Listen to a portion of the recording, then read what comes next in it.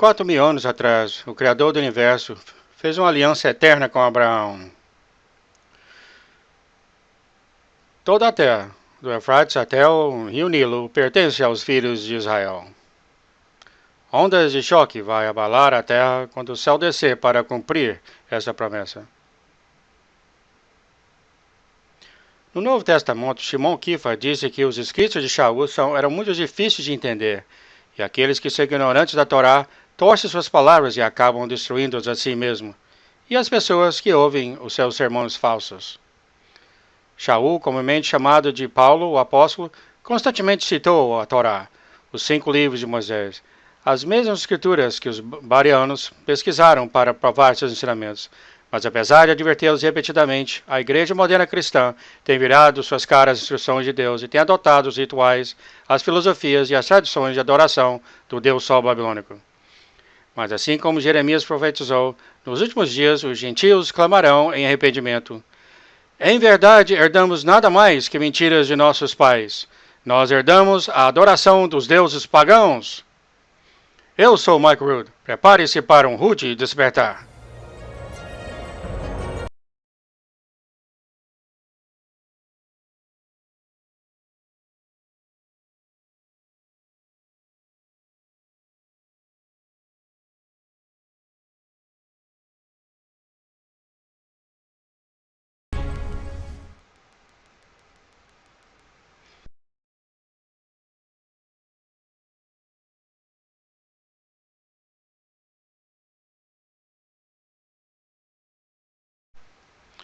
Não é confortável considerar que as imagens contidas na mente das pessoas estão erradas, as mentes nas quais se baseiam os conceitos de verdade ou realidade. Davi é geralmente visto como um menino pequeno com estilingue indo contra um gigante Golias. Mas Davi não era um menino pequeno na época. Como sabemos disso? Davi levou mantimentos para os seus irmãos que estavam acampados na batalha contra o exército filisteu, neste mesmo vale, o vale de Ilá. Um gigante chamado de Golias, um campeão de batalhas, estava do outro lado do vale e blasfemava o nome do Todo-Poderoso, desafiando qualquer guerreiro de Israel a um golpe de morte para decidir o resultado da guerra. Davi ficou curioso com a blasfêmia de Golias e disse que iria aceitar o desafio do gigante. Davi ganhou sua audiência com o rei Saul, porque ele ficou conhecido por todos no acampamento de Israel. Davi orgulhosamente disse que o Todo-Poderoso iria entregar Golias em suas mãos, porque o Yahweh já tinha livrado ele de outros Golias.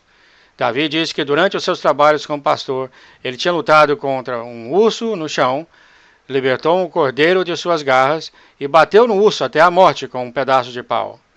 Em outra ocasião, Davi disse que ele tinha agarrado o leão pela sua barba e o matou com suas próprias mãos. Não exatamente as façanhas de uma criança de 10 anos de idade. Quando o rei Saul foi coroado, ele era a cabeça e ombros acima de qualquer homem no reino. Ele era um homem alto e a quem todos olhavam para cima. Vários anos mais tarde, quando Davi aceitou o desafio do gigante filisteu, Saul obrigou Davi a vestir a armadura do rei para lutar contra Golias. Davi colocou todas as peças completas de armamento real de Saul e a espada do rei ao redor de sua cintura. Mas antes da batalha, Davi pediu que ele seja autorizado a lutar sem a armadura. Não porque ele não se encaixava nele, mas porque ele não tinha provado a armadura de Saul na batalha. Mas Saul sabia como lidar com o estilingue militar e uma pedra. A armadura do rei Saul tinha de caber em Davi, porque senão por que o rei pediria para ele colocar? Ou mesmo porque o rei ia até sugerir isso. Davi era realmente um homem alto. Davi usou a espada de Golias de aço maciço para cortar a cabeça do gigante, depois ele quebrou o crânio com a pedra. Mais tarde, ele usou a mesma espada em combate real, pessoal. Davi era um jovem poderoso de forte estatura, mas a tradição tem mudado a imagem dele, junto também de outros homens e mulheres nas escrituras, como personagens de desenhos animados. Os relatos históricos que homens morreram para protegê-los agora são tratados como contos de fadas comuns na sociedade ocidental. A combinação de palavras e frases chamadas versos foram colocados completamente fora de contexto e interpretados de uma forma que poderia fazer Shaul e Moisés pular de suas sepulturas.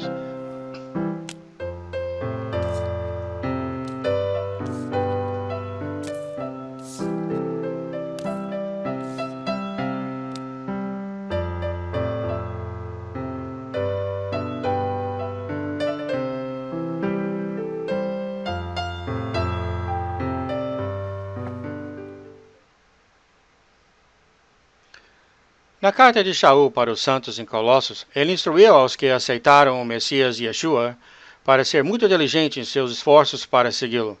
Afirma-se poeticamente na Bíblia: como, pois, recebeste o Senhor Jesus Cristo, assim também andai como ele. É divertido ouvir algumas pessoas que referem a Jesus Cristo como se ele fosse o filho de José e Maria Cristo. Cristo é um título grego e não o último nome do Senhor. Eu prefiro usar o nome hebraico Makashia, em inglês Messias, no lugar do termo grego Christos, ou Cristo, porque os gregos chamam todos os seus deuses de Adonis para Zeus, Christos, o que significa ungido. Quando eu uso o termo Messias, no entanto, estou me referindo ao próprio o que Moisés falou: você deve ouvir aquele profeta. Eu também prefiro usar o nome hebraico do Senhor, Yahshua, ao invés de seu apelido gentil, Jesus. Yahshua é um nome composto em hebraico que significa Yah, a forma abreviada de Yahweh, e é a nossa Yeshua, ou salvação. Yahweh Yeshua, ou comumente Yahshua. Eu amo o nome Yahshua. Eu também uso Yeshua, que é o mesmo que dizer Salvador. As palavras de Shaul são escritas para todos os seguidores do Messias, mas seu aviso aos Colossenses é especificamente para os gentios vivendo dentro de uma cultura que adorava o Deus Sol. Tende cuidado, para que ninguém vos faça presa sua, por meio de filosofias e vãs sutilezas, segundo a tradição dos homens, segundo os rudimentos do mundo e não segundo Cristo, o Messias. Shaul disse muito claramente: você que aceitou o Messias são responsáveis em segui-lo. Você deve ser cauteloso. Fique em alerta em sutileza, em mimações do homem. A palavra sutileza é um termo militar. Quando o exército conquista uma cidade, todos os bens que os habitantes adquiriram através de uma vida longa de trabalho tornam-se imediatamente sutilezas para os conquistadores. A palavra ninguém, a quem Shaul se refere, são os homens da cultura pagã de Colosso. Esses são os gentios que são separados da aliança de Israel e não têm nenhuma esperança no verdadeiro Deus. Estes são os homens que conquistam e usam sutilezas dos crentes através de dois métodos principais: filosofias e enganos falsos. Explicação rudimentar. A palavra filosofia é uma palavra composta grega que é derivado de phileo, amor, e sofia, a deusa pagã da sabedoria. Então, phileo, sofia, filosofia, o amor à sabedoria. Agora, não há nada de errado com sabedoria, na verdade. Na verdade, Salomão pediu sabedoria e foi recompensado com vastas riquezas também. Mas o conceito grego de sabedoria tem as suas raízes na autoadoração. A essência da filosofia grega é uma visão do mundo, seja ela qual for.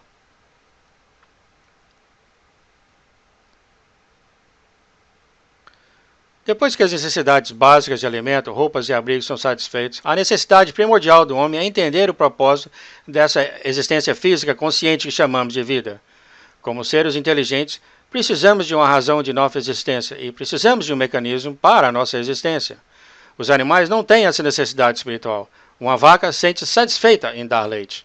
E se um homem pode cair no erro físico de só querer, por exemplo, uma melhor comida, melhor roupa, melhor habitat, ele nunca passará de ser um simples consumidor, sem nunca progredir em nada entender como a vaca, indo no caminho para a sepultura, sem nunca entender o propósito da sua vida.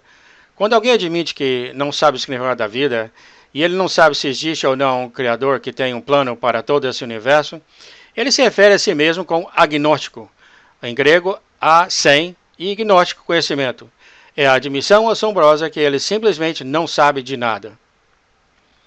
Ateus têm uma filosofia mais refinada ou visão do mundo. Sem, theos, Deus. Eles imaginam o mundo sem Deus. Eles não ficam amedrontados pelas perguntas que atormentam os agnósticos em busca de significado, porque os ateus têm uma religião que lhes dá conforto. Ela é chamada evolução. A evolução responde à pergunta de como chegamos até aqui sem que haja um criador responsável.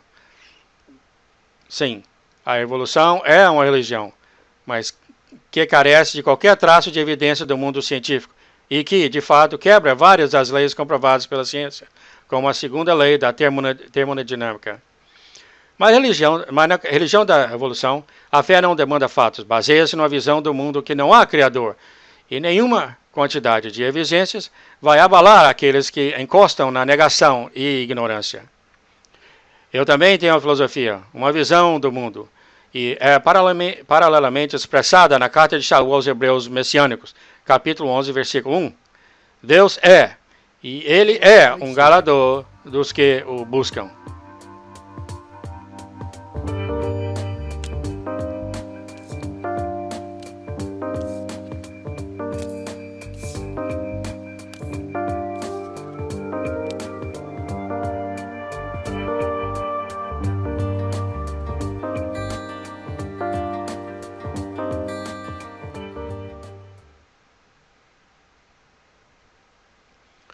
Os Estados Unidos foi fundado sobre o princípio de que todos os homens são criados por Deus com direitos absolutos e que nenhum político, padre ou rei tem autoridade de removê-los. Os norte-americanos concordam unanimemente que esses direitos dados por Deus é o direito de buscar a felicidade. Os pais fundadores, como Thomas Jefferson, sugeriu que buscar a vontade de Deus em nossa vida pessoal é uma essência de direito que nós temos de procurar com diligência e felicidade. Com a declaração unânime de 4 de julho de 1776, os verdadeiros norte-americanos acreditavam no Criador, e os pais fundadores ensinou que os homens devem governar a si mesmos, como indivíduos, de acordo com os 10 mandamentos de Deus.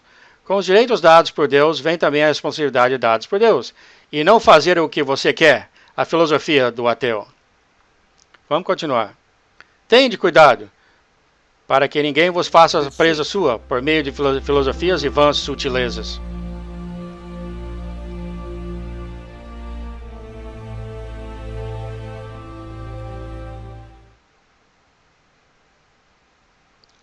A palavra vãs, na versão de João Ferreira de Almeida, pode ser mais corretamente traduzida como prosperidade.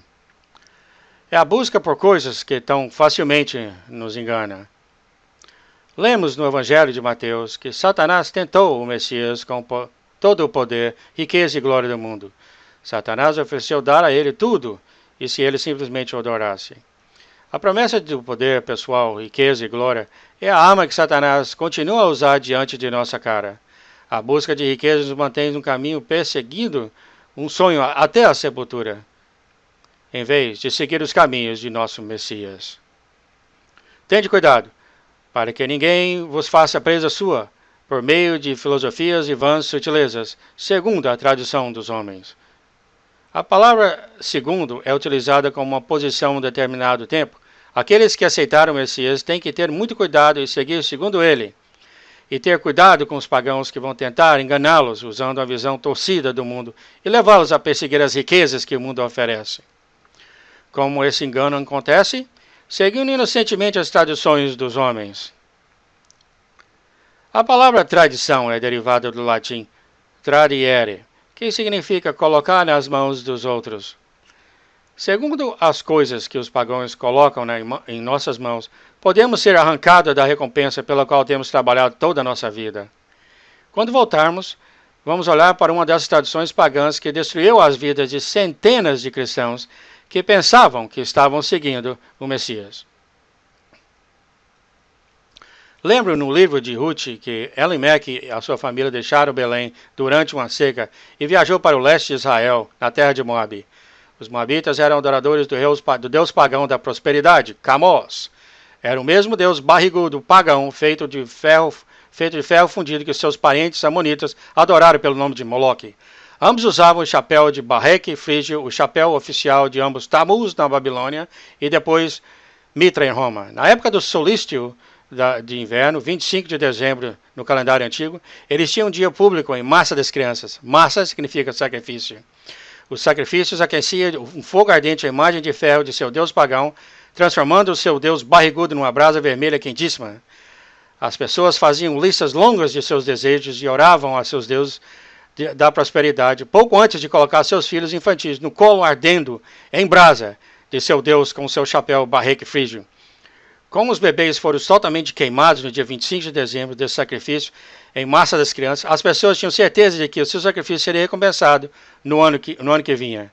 No mesmo dia, ao sul de Israel, os egípcios adoravam o seu deus Sol, Ra.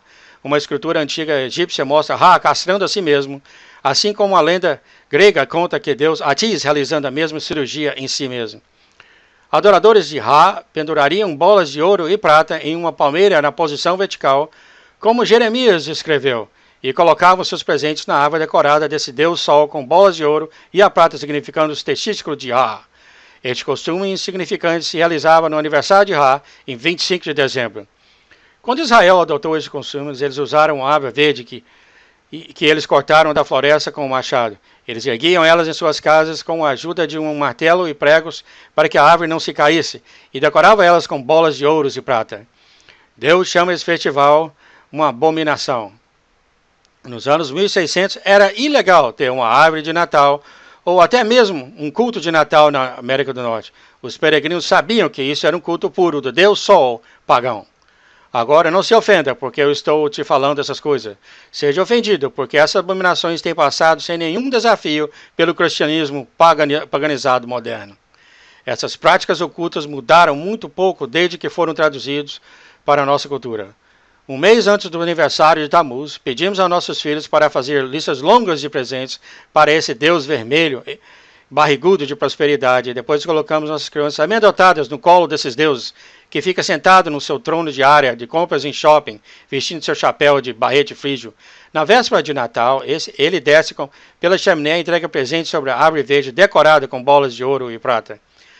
Nossos filhos vão se ajoelhar diante dessa árvore verde, que é o pênis de Ra, pensando que receberam as bênçãos de seu Deus. Os pais levam seus cartão de crédito para o limite, para ter certeza que seus filhos não fiquem tristes quando seu Deus fizerem o bem para a promessa de prosperidade. Meses antes do evento, o mundo muda em alta velocidade para prometer essa prática ingratificante, quando as caixas de presentes se abrem, dando as maiores esperanças aos sonhos, mais coisas. A realidade não é tão maior do que uma cenoura pendurada diante do nosso nariz. Nossos filhos ficam decepcionados antes de abrir o último pacote, e nós estamos em dívida para os próximos 9 meses para tentar pagar por esse sentimento de profundo desespero. Acontecimentos na manhã seguinte criam uma reação em cadeia que resulta na maior incidência de suicídio no ano inteiro. Em vez de colocarmos nossos filhos nas mãos ardentes e vermelhas de Camus, no dia do suicídio em massa de crianças, fizemos um aborto de milhões de bebês durante o resto do ano, e em seguida celebramos a nossa riqueza esbanjando presentes aos nossos colegas de trabalho, que nem mesmo gostamos, somente para mostrar que o Deus da prosperidade ainda está sorrindo em nós, aprovando. Este é o mesmo Deus, é adorado em todo mundo, apenas os nomes são mudados de cultura a cultura. Agora você pode começar a entender por que Shaul estava tão decidido a nos alertar a não seguir após as tradições das nações, começando aceitando as tradições parecendo tão inofensivas, uma tradição que, como fermento, cresce até que contamina todo o nosso mundo. Hoje, o dia de Natal é o maior dia no cinema. Não podemos esperar para escapar da realidade que nós criamos. Tende cuidado, para que ninguém vos faça presa sua, por meio de filosofias e vãs sutilezas, segundo a tradição dos homens, segundo os rudimentos do homem, e não segundo o Messias. Rudimentos são melhores descritos como os elementos individuais que compõem o todo, como a pedra do muro que compõe essa torre de vigia. Shaul fala que podemos ser enganados, um tijolo de cada vez, até que um dia nós acordamos numa prisão que construímos para nós mesmos. Seguiremos as coisas desse mundo sem ao menos perceber que estamos sendo levados de longe de seguir o Messias.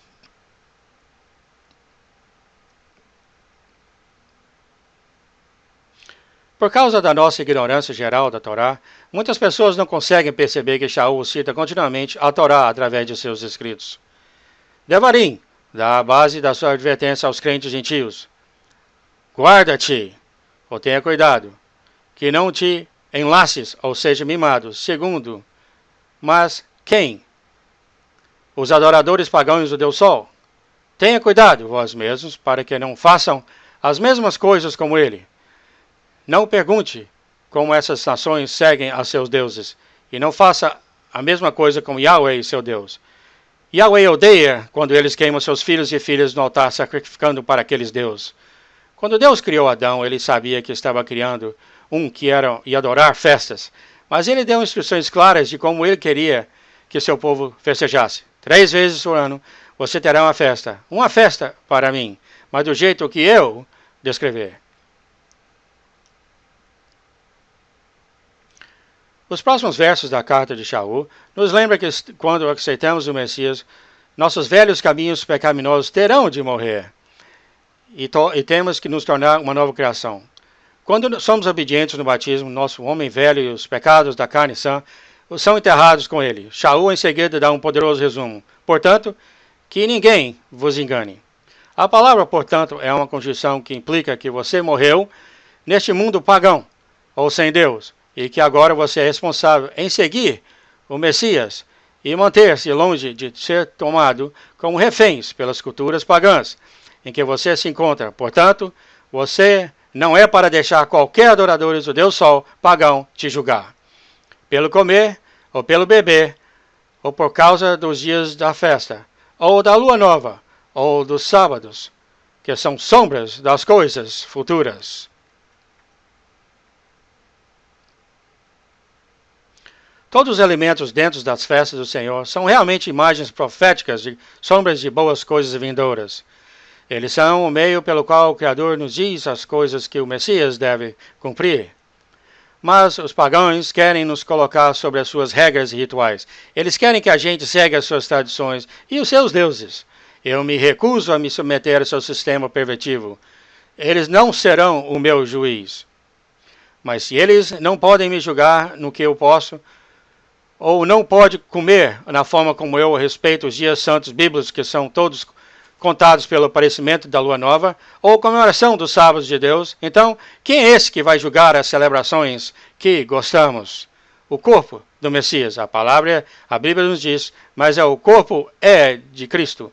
A palavra em itálico é para dizer ao leitor que a palavra não está no texto original, mas somente a frase o corpo é de Cristo não faz sentido nenhum no contexto. Portanto, a adição do está correta. As instruções de Shaul começou como: portanto, não deixe que nenhum deus pagão te julgue. Depois ele mostra uma lista de várias coisas que você não deve deixar eles te julgar. Mas Shaul continua: se esses pagãos não podem te julgar nessas coisas que você comemora, quem pode te julgar? O corpo de Messias. Sim, os seguidores cheios de espírito Messias que, como os bereanos, não são ignorantes da Torá. Só eles são qualificados para julgar como nós celebramos as festas do Senhor, as imagens de sombra das boas coisas vindouras. O templo de Jerusalém está em ruínas, o sacerdócio levítico está em desordem. Então, não devemos celebrar as imagens de sombra das coisas boas vindouras? Deus me proíbe. Celebrando as festas são as mais pura e honesta experiência de adoração dos seguidores do Messias. A festa de adoração do Deus Sol, por outro lado, são sombras escuras de sacrifício de crianças nos rituais de fertilidades babilônicas. Shaul fecha sua exortação como: portanto, que ninguém vos domine ou te engane, roubando a sua recompensa. Se a sua forma velha de vida for enterrada com o Messias, e se você morreu parando de seguir os rudimentos do mundo, então por que você está se sujeitando às suas regras e regulamentos, segundo os preceitos e doutrinas dos homens? É uma blasfêmia de como alguns cristãos pregadores categorizam as festas do Senhor, ou os oráculos vivos de Yahweh, como as doutrinas e mandamentos de homens. Shaul nunca faria uma coisa dessa, um dos mandamentos de Torá, como vindo de homem. Não, Shaul se referia às tradições pervertidas que estavam se tornando, e agora se tornou, incorporados na experiência moderna cristã. Vamos, acordem, fala Shaul. Você não faz mais parte desse mundo doentio, contorcido pela adoração pagã do Deus Sol. Entre na beleza da imagem profética de sombra de coisas vindouras, a festa do Senhor. Eu sou Mike Rowe. Junte-se a nós novamente na próxima vez para um rude despertar. E eu vejo você quando a fumaça sumir.